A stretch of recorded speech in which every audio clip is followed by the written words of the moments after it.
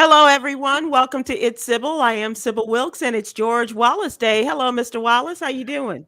I am today is the best day I've had in a long time. Just being outside. I don't know what's the whole East Coast or just New York City. I can't even tell you how nice it was in New York City today. Central Park, the streets. It's warm here. Going to be 80 tomorrow, and I'm just going to wear Speedos tomorrow in Central Park. I'm going to do them.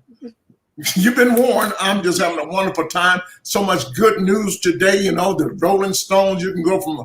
Oh, we got news today. I got my booster shot over the weekend. George, we still have a full hour. So let's say hello to I got so much to talk to. Who are the guests today? I know. And I'm watching a show. Ain't nobody watching but me. It's the greatest show ever. Wonder Years. I don't know why I'm the only one watching the Wonder Years. Oh my God, is this great. You're not the only one. Hi, Tre Tailor. How are you? How are you, media personality and professional? How you doing? I'm doing excellent. Thank you so much for asking. Thank you for having me, George and Sybil, today. I appreciate you being on. It's such a pleasure to reconnect with you, Tre. Thank you. For those of you in the Columbia, South Carolina area, remember, Tre was a part of the TJMS family for a very long time as we were in Columbia on the air there. So it's great to see you, my sister, of the microphone. Thank you. There's nothing good comes out of Columbia, South Carolina. Nothing. Nobody we know except Tre Taylor. Anybody else from Columbia? Don't put that on us just because of Jay. Okay. Everybody knows. Angie Stone is from Columbia, South Carolina. She is, John. Hey, John Murray, how are you? Ladies and gentlemen, the great John Murray. Oh, thank you, George. Thank you. Sybil, I'm doing good, but I did something that I've never done in my adult life. I don't know if I should ask that of you in public. I went to the laundromat today. You know, because of the cargo boats and things can't get to the U.S. So I have one of those dual units. My washer went out. The technician came. He said it was going to take 10 days to get a part. I decided, well, I'll get a new one, but it won't come till November the 2nd. So I go on the road on Saturday. I had to wash my clothes. So I went to the laundromat today. Thank God for the nice black lady who helped me figure out how to use the machines. I didn't know what I was doing. I should have had my phone on live. It was like a reality show. But I got back in here just in time to join you all tonight. So, yeah, I've been to the laundromat. You was down to your last pair of drawers, once a time. I had a few nice ones left, George, but not the animal print ones. I want to take those to Los Angeles. All right, then. All right, taking the lion to LA. I like that, John. What was the difference in the last time you had been, John? And how long has it been, John? It's okay. So it's probably been 30 years. I think I was maybe about 11 or so the last time I went. I actually was talking to my mom and I was like, do you remember when last time I went to laundromat? She said, your brother was a baby. He's 30. So I didn't know you could use like your credit cards to swipe, get on quarters. Like when I was a kid, I used to have to go to 7-Eleven and beg the people to give us change and all this other. You have to do it, swipe your card. And it was really, they got little baskets for you to take your stuff back and forth to the car. It was very convenient. Now, did you go to a lovely laundriteria? Did you go to it really was. Now, a few people texted me and said, won't you use one of those laundry services? And I didn't want strangers folding up my animal print drawers. So I was like, I'm going to do it myself. You're going to go old school. I had to wash my own clothes. Old school, we call it the wash house. We went to the wash house. I'm like that on the road too, John. I don't want to, put anything in a bag for anybody else to take and do. Yeah, it don't bother me at all. Put my dirty drawers in there and look at them if you want to. Wash them. I don't care. No. That's like sending your food back. You don't know what's gonna happen when you get it back. Okay. So, John, it's gone new school, and I'm not sure, but back in the day, it was after they changed things, and a lot of people started buying laundromats and kind of sprucing them up and everything, and became quite the place to meet. Yeah, they had like a little deli in there and a little snack counter. Really? Yeah. Oh, I mean, it's stated that here. Television. Now, all the televisions had Telemundo on there because there was no television in English. But hey, I got my clothes washed. That's all that was important. There you go. Well, we're glad that you all are here. One thing before we start out, I do want to put something in your head as far as to think about later on in the show.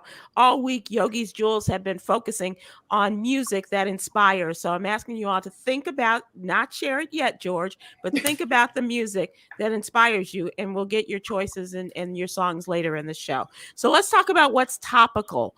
As we know, there's still Donald Trump is still trying to get folks to count some ballots and count some votes, and he's still looking at states like Georgia. But the Georgia election investigators are still unable to find any counterfeit ballots among the batches identified by the Republican vote counters. No. And that's according to their brief that they have filed. And this, of course, is another blow to a lawsuit seeking to inspect absentee ballots cast in last year's presidential election, almost 1 year ago. Think about that.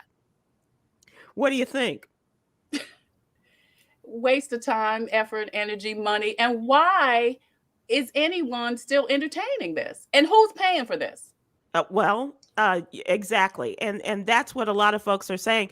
Is it coming out of the Republicans' pocket? No, right. It's coming out of that particular state's pockets, even though the Republicans are going in there, unless they engage somebody privately, and that's not happening.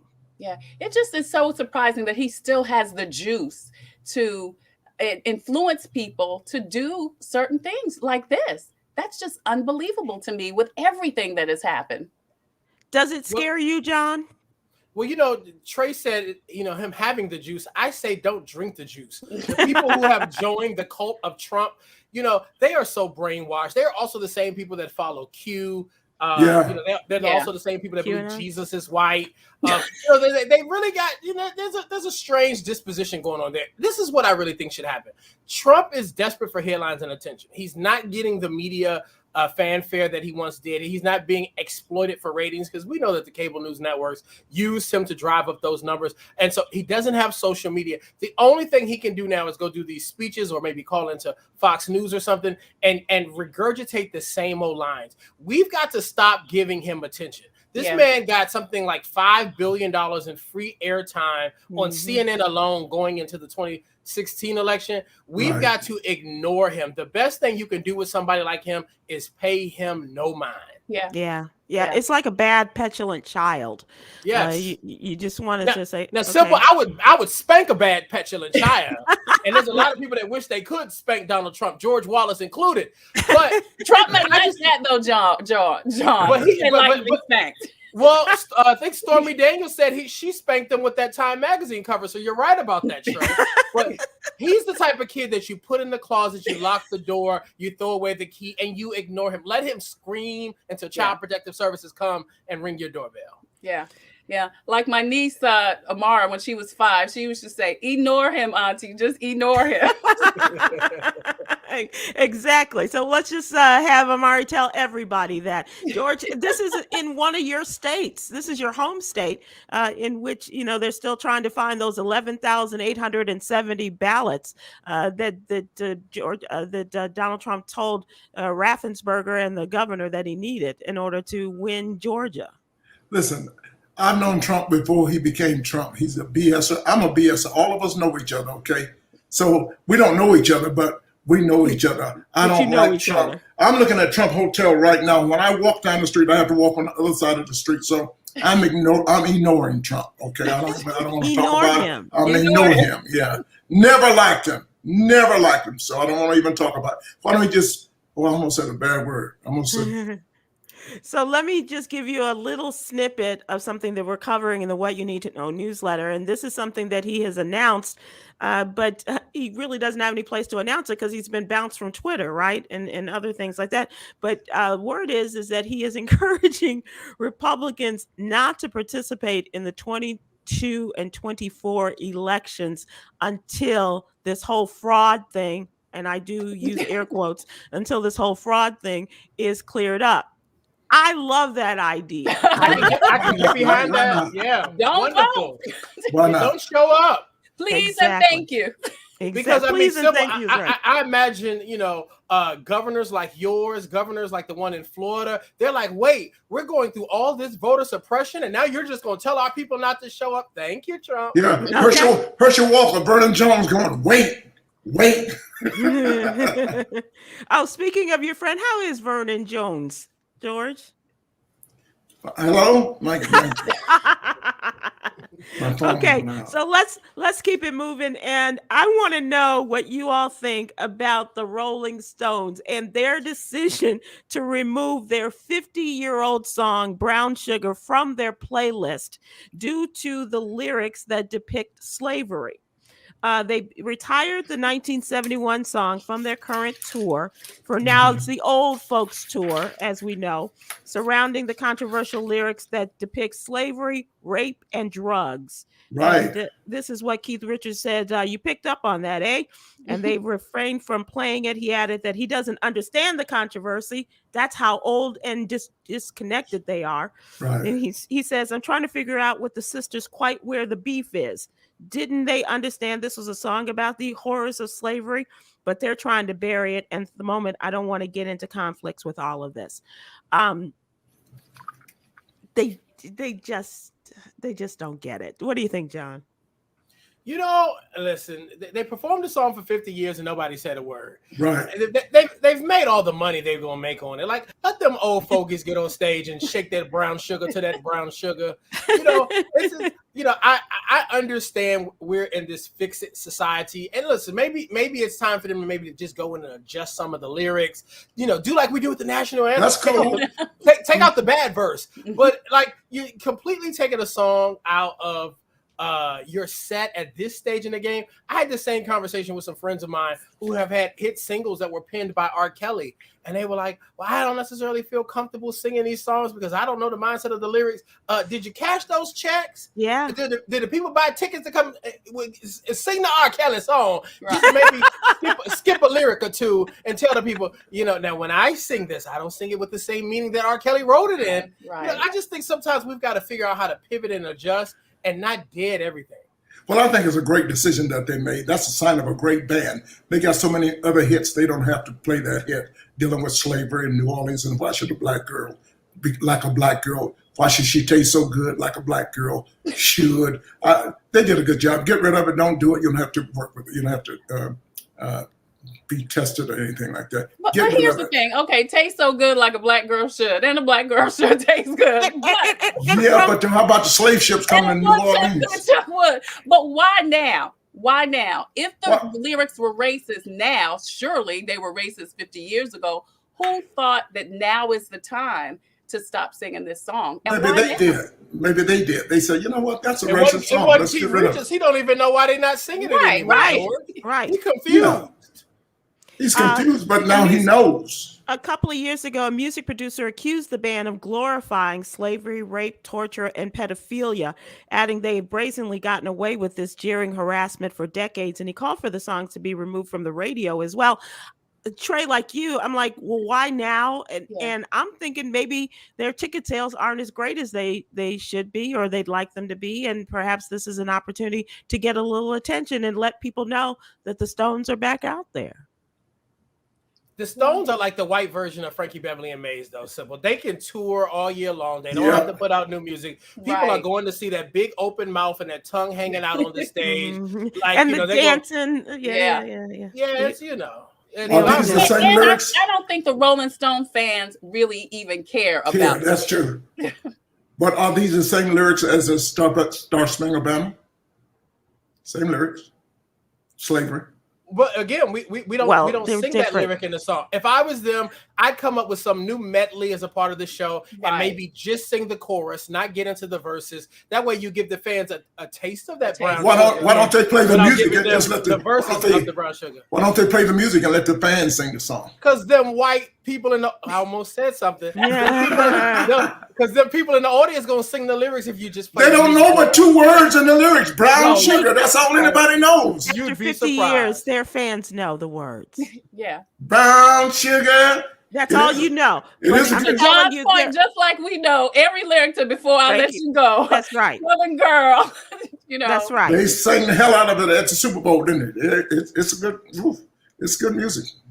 Okay. So here's a story that has come out about your friend and hers, Stacey Dash. And in an appearance on Dr. Oz, she says she recently celebrated 5 years of sobriety after battling an addiction to Vicodin painkillers. She said the sobriety brought her clarity on her past strained relationship with her parents. I don't know if that means her public as well. But she says, I'm clean 5 years. And in this 5 years, my greatest blessing, not only have I been able to be honest with myself and become a better person, but I've been able to understand my parents and that they did love me. They were doing the best they could, and they were just sick. They were addicted. And she said her addiction became so bad, she was taking 18 to 20 pills a day. Wow. That's a lot and an expensive addiction.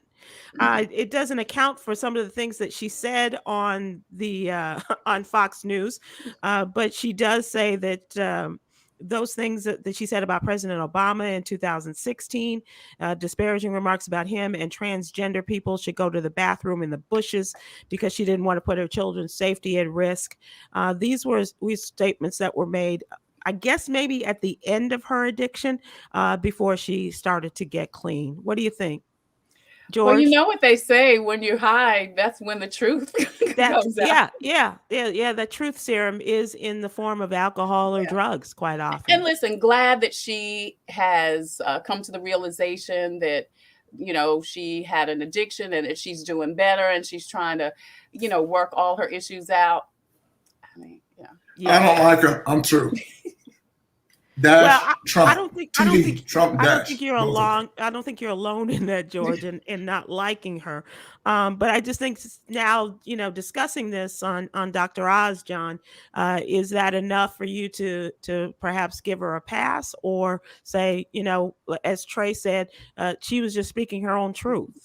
You know, Sybil, you know, when I was growing up and I was in high school, Clueless is one of my favorite movies. And so I went to a school in Northern Virginia that was literally featured in National Geographic as the most diverse school in the country. And so I had this eclectic group of friends and we mirrored ourselves after the characters in Clueless. So I had a great level of appreciation for Stacey Dash and that movie and all of that. But, you know, throughout the years, we realized that, you know, a lot of people who perform for a living, you know, Prince, Paula Abdul, people who dance and entertain, they often, you know, deal with some pain and that pain causes them to sometimes become addicted to pain medicine. And so for all that shucking and jiving that Stacey Dash was doing on Fox News, Mr. Bojangles that she had going on, I can understand how after all that shucking and jiving, she'd have to go home and pop some pills to just go to sleep at night, because she had to be in pain to say some of the bullshiggity that she was perpetuating on those Fox News airwaves. Yeah, I agree with you. I agree. There had to be something that prompted it, and that she had to assuage that pain that for all of the ignorance that she was displaying on Fox News. Selling out don't last forever. You know what I'm saying? Hello, Omarosa. Yeah. Oh, wait, what happened? What just and a hush fell over the room.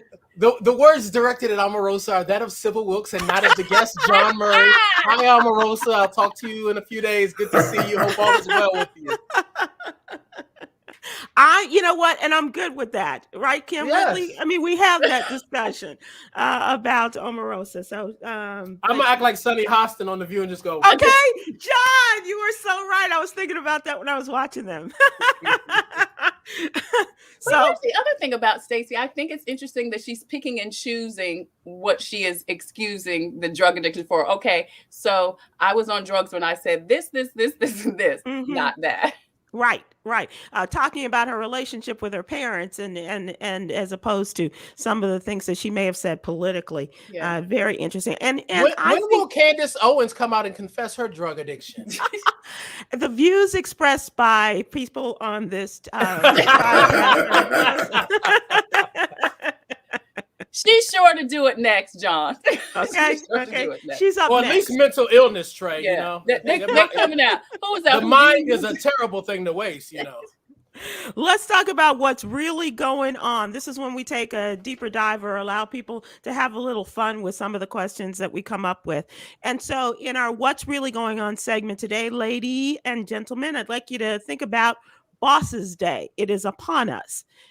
We used to celebrate this with my old boss, Tom Joyner. So Mhm. who would you like to shout out that is a boss or is your boss? Not necessarily, someone, your boss in the office or right now virtually, but somebody who acts like a boss and does boss moves and makes those money powerful boss moves.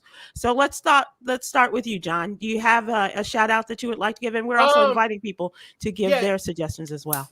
Two quick ones. One, there's a music artist that's really making some strides in the business. He's currently on Dancing with the Stars. I've been following his career for a minute, and it's so great to see him break through, and he's really becoming a boss, and that is the country singer Jimmy Allen. Jimmy Allen is carving out a great niche for himself. He, as a Black man, he's taking the spirit of Charlie Pride and really creating contemporary milestones in country music, and I just want to shout him out for that. And then listen, if you're shouting out a boss, then you should shout out the person who cut you a check last. And so shout out to our friend, the wonderful Sherry Shepard, who I've been producing while she's on The View all week. So I've been coaching her through the hot topics and working with her. And we're going to do it again in a few weeks on another show, which we can't announce right now. But it's been a great time working with her. Awesome. Sherry, make sure the check clears. And John, I hope I get to write you a check one day, John, because you are the man. You really are in the know, and you would make a great producer. I want you to know that. Thanks. So if I can cut you a check, I got my checkbook right here. I got no more checks in it. Well, George, you can cut a check without me working with you now. Just cut a check just because. But you cutting checks, John, my phones went out again. My earphones went out again. But George, mine just rang. Wait. You said George is filthy rich? Tell the bastard to cut you a check. Yeah, they said cut me a check, George. So that was from J. Anthony Brown. Too. You're old when you say cut me a check. Cut me a check. Showing your age, John. Look, cash out me, George. Okay. Run me my money, George. I'm old now. I'm showing my age. I don't know how to do that either. Hey, Trey, what do you think as we observe Bosses Day? You have anybody that you'd like to shout out as your boss, or perhaps, you're your own boss, so maybe you want to shout yourself out? Well, you know what? I will tell you why I am a boss. And it's because of a 3-year-old and a 5-year-old sitting downstairs watching the Paw Patrol movie. Those two babies came into my life. I was supposed to have them for 3 months. It was 2 years in September. Wow. And they have just helped me so much. God has such a great sense of humor. I have learned so much more about love and forgiveness and tolerance and just so much. So I want to shout out Isabel and Julius because I just thank God for bringing them into my life. I mean, I wasn't set up for kids. Right. All my girlfriends are party girls, but God has made a way. And I do believe everything. Thank you, Maxie. I do believe that nice. Everything that is happening in my life with the show and everything is because God blessed me to help bless them. And it's helped me to refocus my life to advocate for children in the foster care system and the family. So I want to shout out Isabel and Juju. Oh, that's nice. So Maxine is on Facebook and she shouted out Trey as a boss, saying that Trey is a boss. Thank you. So that is wonderful. How did they come to you? Girl, we got to have a drink and talk about that. I don't even know if I can make that long story short, but I knew the mother. And the mother, and listen, and I was on tour with a presidential campaign. I was traveling with Marianne Williamson, and I got a call saying, we're getting ready to put these kids in foster care. I had just met the mom less than 8 months ago. And I was like, no, let me get back and I'll keep them until she gets herself together. And like I said, it was supposed to be 3 months and it was 2 years in September. 2 years later. Wow. God bless you. That's absolutely adore those babies. Nobody better talk about Miss Johnson. I love that. I love those that. babies. So that's a great story. I don't know what's going to happen, but I'm just thanking God and believing God that his will be done. Well, thank him that we thank him that he led them to you. Girl, and that they are in such a great heart. Trust me. Yeah. That's big stuff there. I felt like, really, God? Me? And these two empty iPads? And Trey, I'll say this to you. if God will give favor and allow Kim Whitley to raise a child, I'm sure you're more than capable. And while we're giving out that, I'd like to give boss credit to a friend of mine and actually like a sister to me, because that's what we call a sister. Yolanda's sister, Andrea, brought 4 babies into her life. Wow. Originally, bringing them in and then adopting 4 kids. And now they are ages, 9 or 10 to 13, 14 years old. So that's a tremendous calling on you. And I really admire you, Trey. Congratulations, boss Trey. Thank you so much. They call me Tutu. I'm Tutu. All right, Tutu. Tutu. George, what do you think? You going to call out the bosses in your life? Well, when you, the question is kind of touched me a little there and then you came around and said it might be yourself. I've never had a boss pretty much in life. I've pretty much since high school through college, I've pretty much done everything myself. Even, I might have to give myself a shot. I love me and I love what I do. I love my career. You're the boss of entertainment, that's for sure. He is. You're like the godfather, the boss, whatever it is you want to call it. You're it. I have to say that because it's just like always since a kid, I wanted to work Las Vegas and I went there and did it. And not just to work, I didn't work for the hotels. I worked for me. I did the marketing. I did the advertising. I really wished people could understand that as opposed to just he's an entertainer. But, it's show business. I did the show. And I'm doing the business, and I love the people I work with. Most important, I'm the boss of me to put me in a position to work with great people. I talk about Jay like you won't believe. I talk about Sybil, Tom, the show, some of the greatest fun I've ever had in my life. Y'all don't understand what it is to travel with these people. And all the people I work with, I got the best friend in the world in comedy, the richest person. And everything I do, if I die tomorrow, the world owes me nothing. I just love traveling, going around the world. I like me as my boss. A person I like to shout out, though, is I love Shaquille O'Neal.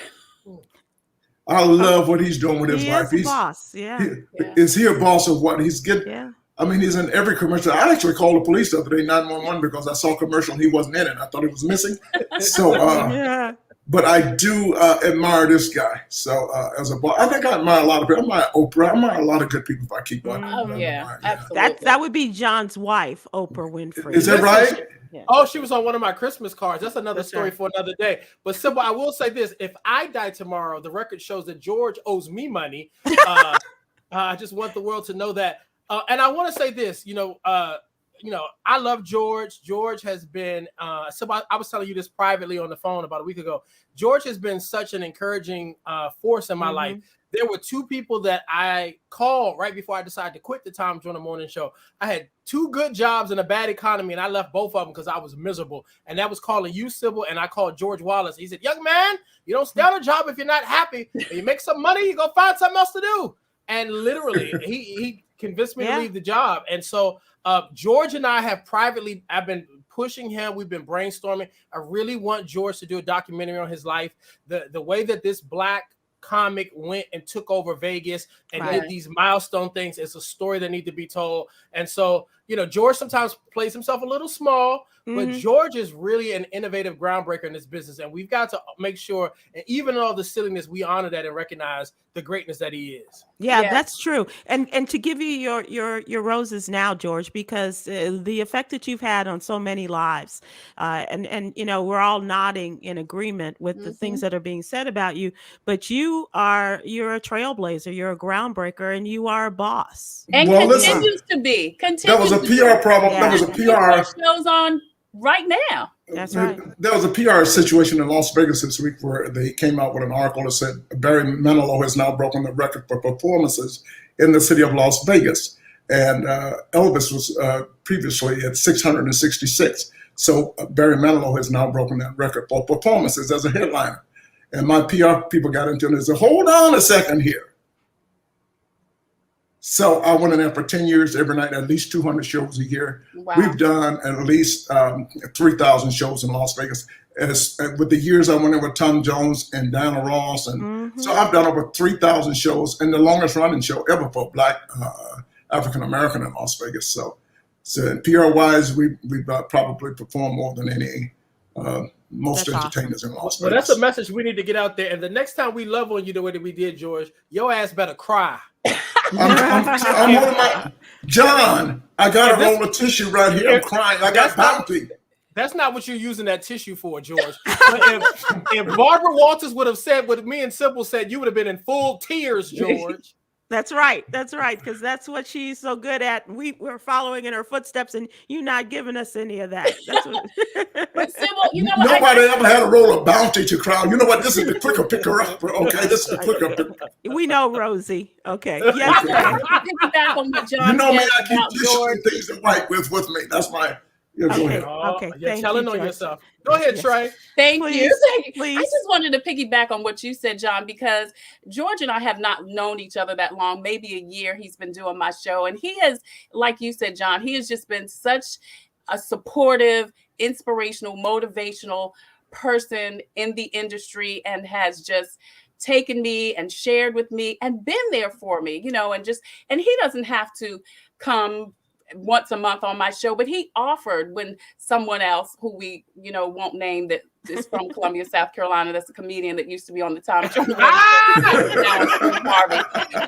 Damn J. Anthony Brown. Damn J. Anthony Brown. Show renamed English.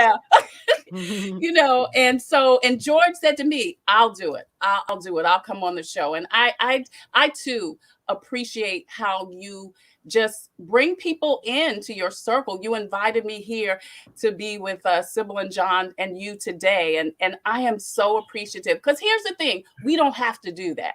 Right. People Right. don't have to be nice. People don't have to share. And a lot of people don't, you know. Right. Yeah. So the fact that you do speaks volumes of who you are as a person. Yeah. You know, My purpose in life is to give back. Okay, that's my job. I know I've done very good. I've done very well, and for me to bring other entertainers into Las Vegas to work with me, you know, I've had everybody on my show from the great Jennifer Holliday to the Sly and the Family Stone. And I'm talking to his sister right now. I know he's old. I know, but I want to bring him back to Vegas. I'm going to do something different in Vegas this time. When I go back. And does Sly know where he is my question. Because Listen, yes, he does. Yes, he does. He's Okay. been through a lot.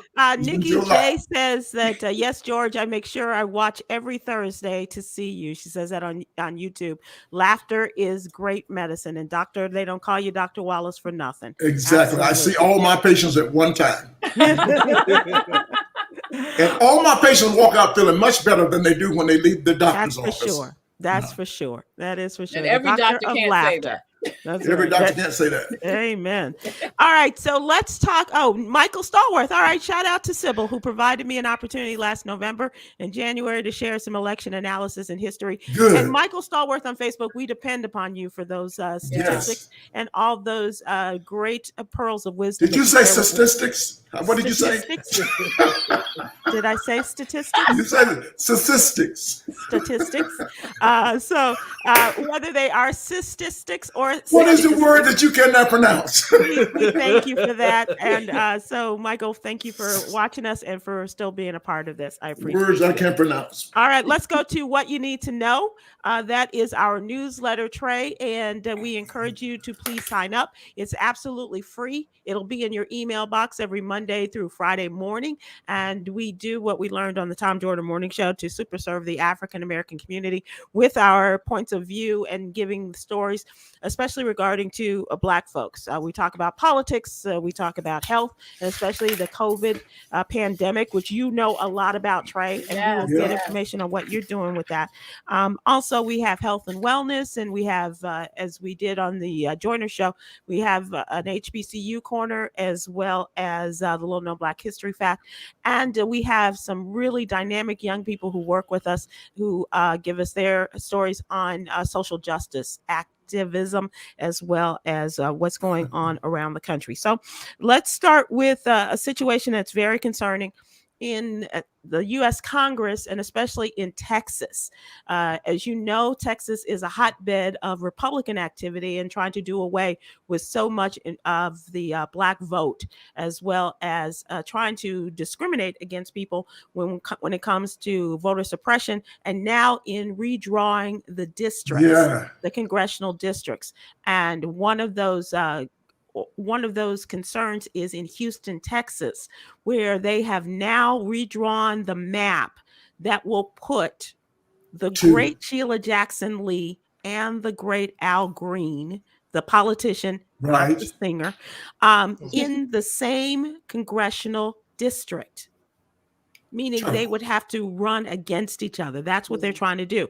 Now keep in mind, 95% of the population growth in the state of Texas over the last 10 years as a result, learning this from the census, we know that 95% of it had to do with the growth of brown and Black citizens, residents in the state of Texas. And yet they are doing away with representation having to do with brown and Black citizens.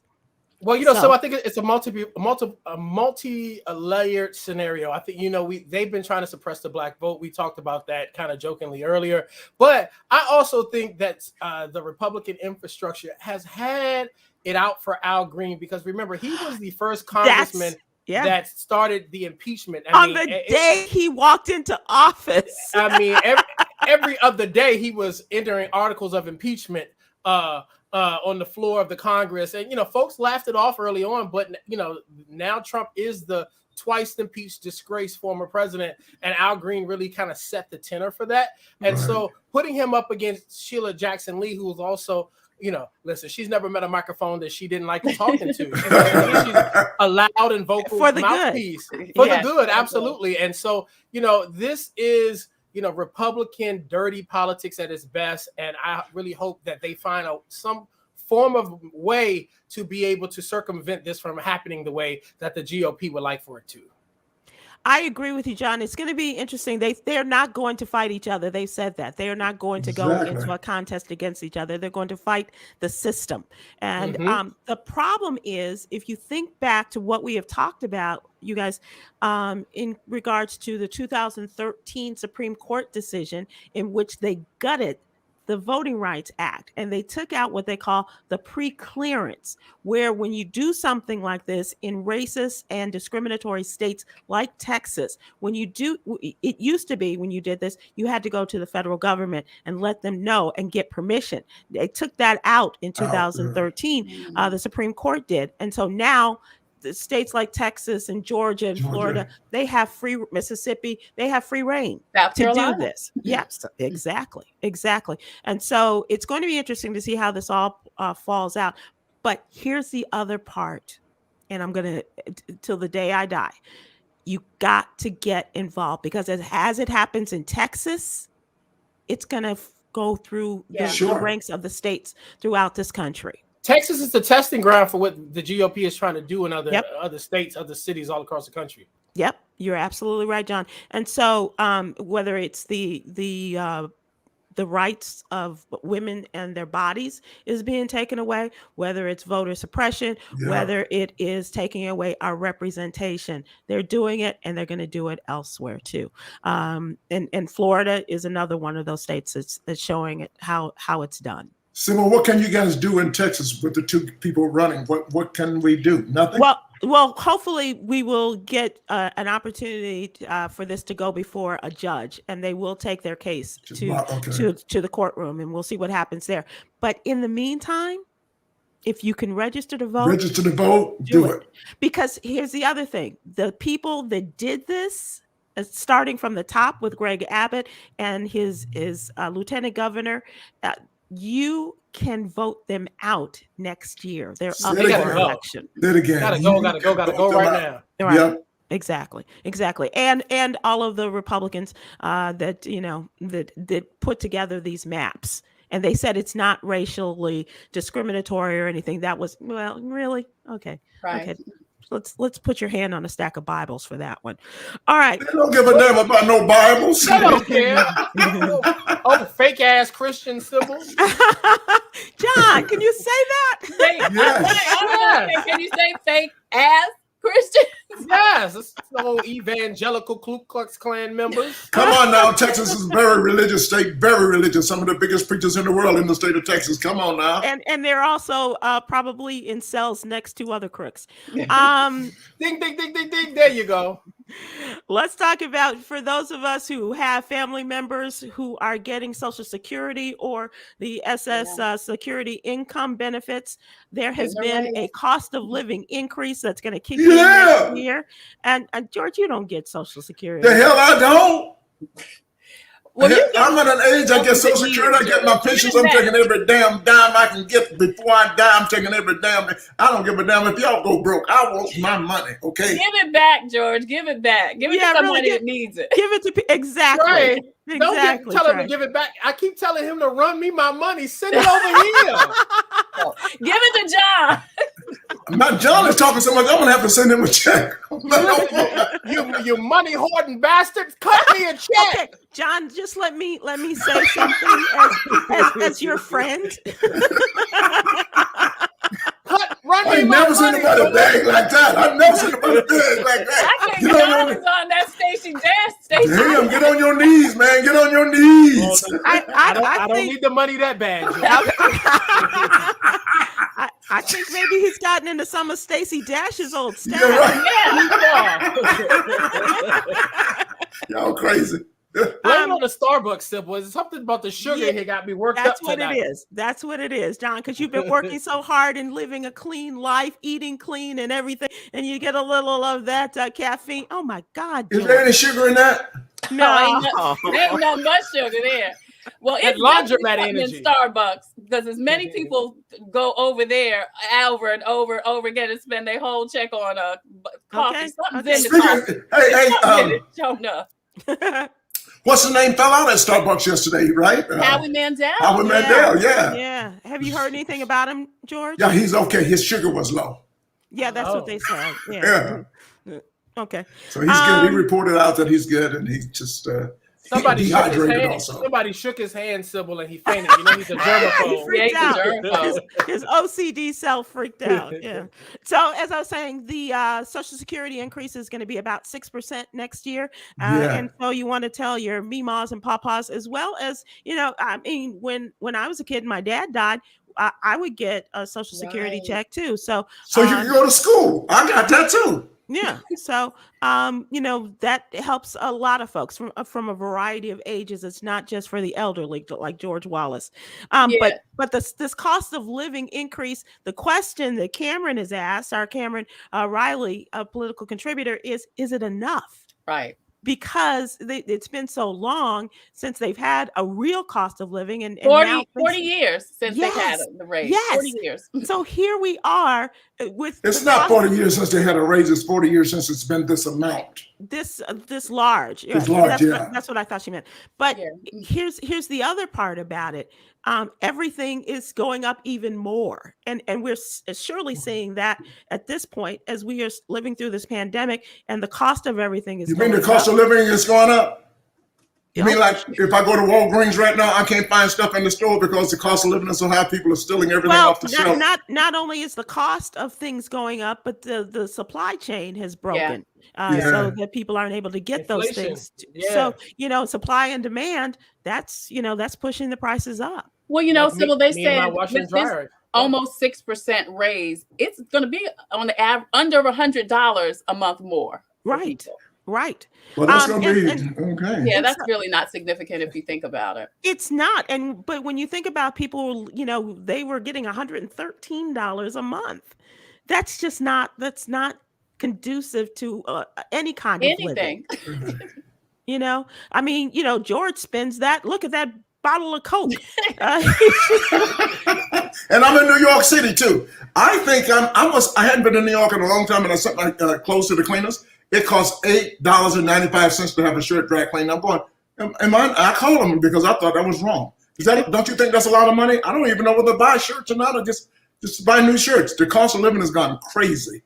Oh, that's rich living. Do I launder or do I just go buy new ones? For $8?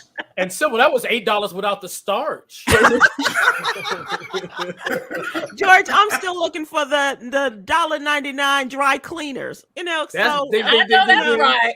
What happened to that, right? One price clean as it is. Yeah. Exactly. I don't think there's even any more of those. I haven't seen any of those. I'm still looking, Trey. I'm still looking. Trey, one of the things that we do talk about in the newsletter is the coronavirus. Every day we have a wonderful update and talking about it. And now we are looking at children being given the vaccination. And so let me ask you, and especially as one with two little ones, and you deal with coronavirus in your workday. So let's talk about your thoughts about, giving children 5 and up now. So we're talking between 5 and 11, getting the vaccination. What do you think? Well, I think it's important. I think it's so important because our children and the schools are so drastically affected. I mean, here in South Carolina and across the country, kids that have started back in school in person are back out virtually every single week. Yeah. So something's got to give. I mean, with kids, they're going to be touching and kissing and hugging, and especially with the younger ones. And then in some districts, they've taken out the plastic separator. So I just think there's so much going on as far as that's concerned. I think the safest thing, and I believe in vaccination. So I think the safest thing is to vaccinate 5 through 11-year-olds, just like the older children are vaccinated. I mean, they're supposed to approve the vaccination later on this year. So, but of course, just like with adults, there are going to be parents who don't want to get their children vaccinated. And all these years, Trey, we've been vaccinated in order to go to school. And now, it's a vaccination. It's a vaccination. The kids can't go to school without their flu shots, their booster shots, their everything else.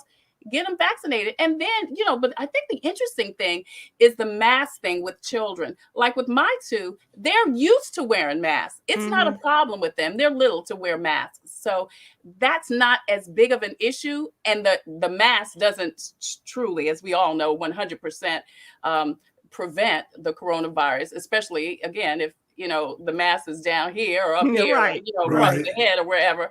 But yeah, I definitely think, I'm looking forward to the approval, the FDA approving the vaccination for 5 through 11-year-olds. Yeah. And not only should parents encourage and make sure their children are vaccinated, I would like to see vaccinations in the schools. Yeah. Go ahead and vaccinate them in the schools. Make it as convenient as possible. Absolutely. Okay. Yeah, I mean, I got my vaccinations just in my car, so you can't make it anywhere. So wherever you can make it convenient for kids to get there. Yeah, especially in these rural Mm-hmm. areas where people don't have access.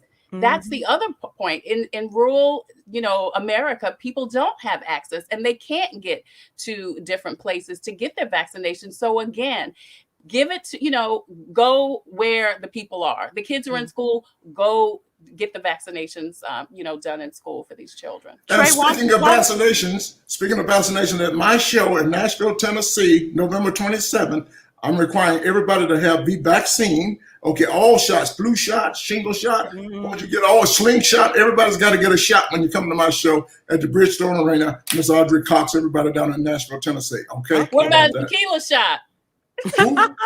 Tequila. I did. That was my tweet today. The top 5 shots in the world. That's right. Tequila shot. I forgot about that one. Okay.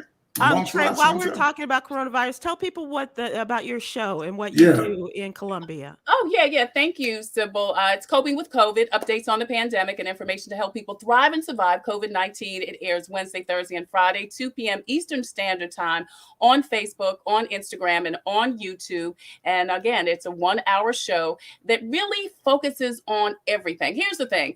COVID affects everything. So we talk about everything from obviously the medical portion, but also education, law, relationships, employment, entrepreneurship, the elections, because COVID affects everything in our life. We really actually launched it, Sybil, George, and John, last year at the height of COVID. We were here. I was here sitting right up here in my office with those two, and we were watching virtual church.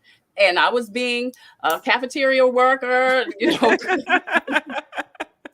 referee, teacher, and everything else. And we saw that my pastor, Reverend Charles Jackson at Brooklyn Baptist Church, had his doctor on. And I thought to myself, being a journalist, I said, oh, she's got such great information. Let me just do one live with her. Mm-hmm. Well, that live, kind of really almost went viral because people were hungry for the information. And that's when I did the research. And she told me, she said, Trey, you could do something. You could go live every day and talk about something different for a year. This was last March. Wow. So we started doing the show, and those first few shows, were a little raw. You'd hear baby screaming in the background, football flying through the air. But, everybody was experiencing that. And then I said, I really need to focus in, hone in on this and really produce a professional show. I got somebody to keep the kids, a former intern of mine who was a teacher who wasn't working also. So we started doing the show. And from there, the city sponsored, DHEC, Department of Health and Environmental Control, sponsored. We've got CDC on board.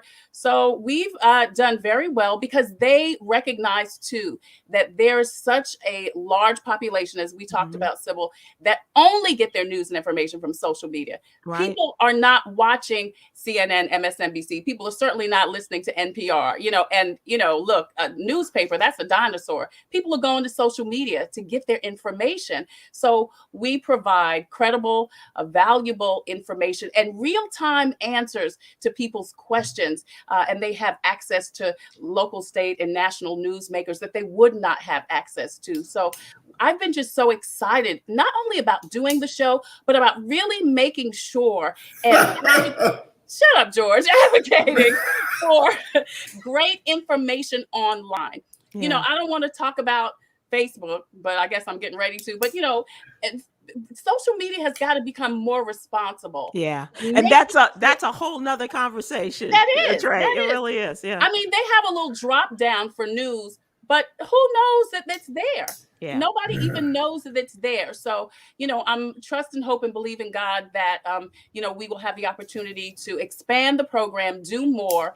And really, it's our responsibility, those of us who know. And Sybil, your show is a prime example of giving people the information that they need, what you need to know. What you need to know is what's really going on, not the fake news, not the innuendos, not the rumors, because it is affecting a huge population drastically and generation, fatally, and generation. Well, I was laughing at Trey. Are the three of you a little bit lighter in our entertainment? Because I do want to talk to you guys about what we started out with in our entertainment section. I do want to know about those songs of inspiration for you. Okay, and those songs that I don't know if it's a country music song for you these days, John. As you have called out your friend, is it Jimmy Allen? We're not friends. I actually haven't had a chance to meet him yet. But during my years at Norfolk State, listen, I went to school. I was a broke college kid. The first year I was pretty depressed down at Norfolk State, and there were 2 albums that I ordered from Columbia House. Y'all remember Columbia House? God, yes. So I ordered Eric Benet's "True to Myself" and Rashawn Patterson's "Love in Stereo," and those 2 albums became like the soundtrack to my college years. The music resonated with me. I have such a connection to the music. And then once I ultimately got into the entertainment industry, I had the chance to meet both of those brothers and become friends with them. But those are 2 albums that anytime I feel like I need a pick me up, I need a little boost, I need to be reminded of a particular place and time in my life where I just need some more energy, I go back to those 2 albums because they kept me at one of the lowest times of my life. Wow. And it's been a constant throughout the whole life and throughout my time in this industry. Wow, John, that's exciting. That's really cool. Good for you. And can I just tell that John is the one that turned me on to Eric Benet's "Chocolate Legs," which is still one of my very favorite songs of all time. Is that your inspirational song? Sometimes it is for me, Trey. Did all three of you major in journalism? Did all 3 of you major in journalism? I did. No wonder y'all can talk for like 15 minutes. You just talk for 15 minutes out of nowhere. Sybil, they just go on and on. You guys ask a question 15. I love it. I'm going to go to school. I'm going to go back to school. Okay, before you go back to school, do you have a motivating song? Yes. Carole King. Best song ever written. You've got a friend? Friend? Beautiful. You got to get up every morning with a smile on your face and show the world all the love in your heart. Yeah. And the people are going to treat you better, and you're going to find, yes, you will, that you're beautiful. You're beautiful as you feel. Currently on Broadway. How about that? I love that show. Absolutely. Yeah. Trey, what are your motivating songs or inspirational songs? One of my favorite songs, I hear little feet. One of my favorite songs is here's one. One of my favorite songs has always been "Wind Beneath My Wings." Okay. I don't care who sings "Wind Beneath My Wings." Look at that beauty. Oh Look, my gosh. Hi. Hi. Is that Juju? Yeah, this is Julius. Come on. And I think Izzy's on her way. Here comes Izzy. Say hi. Here comes Izzy. Oh, Isabel's ready to hold on. Let me get Hey, Isabel. Say Hi, Isabel. Hi. Let me see the wind beneath your wings. Hi, Isabel. Oh my goodness. Hi, Isabel. Isabel and Juju. Hey. You say Oh, what beautiful kids. hi. Can y'all wave? Wave at You us. wave? You can't see her because there it is. I see her. There she You is. gotta say goodbye. We're out of time. Okay, so here we go. Just want to remind people, first of all, thank you, John, and thank you, Trey, for joining us. Thank you. George is always want people to know "And She Worthy." That's a poetry album by our own Quinn Townsend Riley. It's available now on Apple Music, Spotify, and Tidal. And also want you to think about our Yogi's Jewels and talk about the inspiration, the music that inspires you. And so we ask you to please go to SybilWilkes.com and sign up for the newsletter. And you can also see this as we are talking about Yolanda Adams and her music today. Yeah. Thanks so Yolanda much, everybody. Adams. We appreciate you. Thank you for your Thank time. you. Appreciate it. Thank you. Bye-bye.